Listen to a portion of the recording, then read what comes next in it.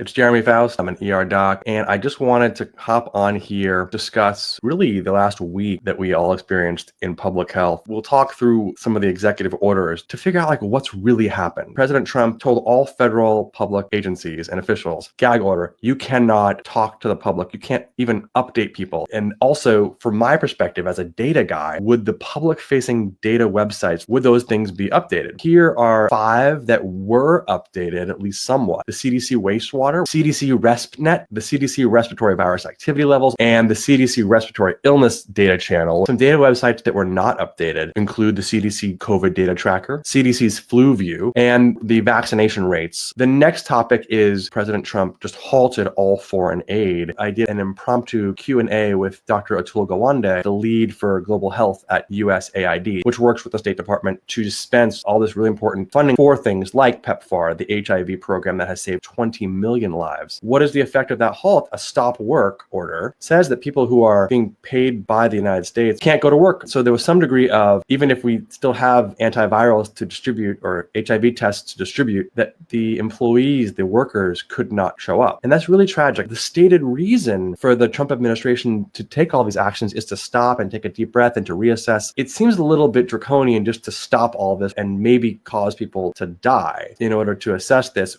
where it's not necessary. Next up, the NIH research. NIH was also subject to some halts. There's a big discussion about something called study groups. These are groups that adjudicate new research. So these groups get together and they score the grants and they determine what's going to get funded. And so that was suddenly halted. The problem is that people who are working at hospitals or research institutions around the country, they need to know what the status of their future work is, especially those who had already received a really good score and who probably were going to get funded. This could literally cost people their jobs and their livelihoods and their careers. Another thing I wanted to highlight, Kafkaesque attack on DEI officers. Trump actually issued a memo saying, to the extent that's legally allowed, please fire anybody who is in a DEI role in the federal government. That obviously would include people in the public health agencies. Next, let's talk about ICE. President Trump issued an order that said that these sort of safe havens, like schools and hospitals, were no longer to be considered safe havens. I think that's bad. I think people should be able to go to school and hospitals when they need to seek care and not worry that the feds are going to use that as an opportunity to round them up. My overall impression really is that last week was not just a bunch of usual stuff. It was sort of dark and it had a very punitive kind of feel to it. Commenters overseas told me that they interpreted some of these actions as a sign that we have either run out of money or that we are just cruel. Regardless, last week was damaging to our public health infrastructure, including to people who voted for President Trump, and certainly nothing good has been accomplished yet.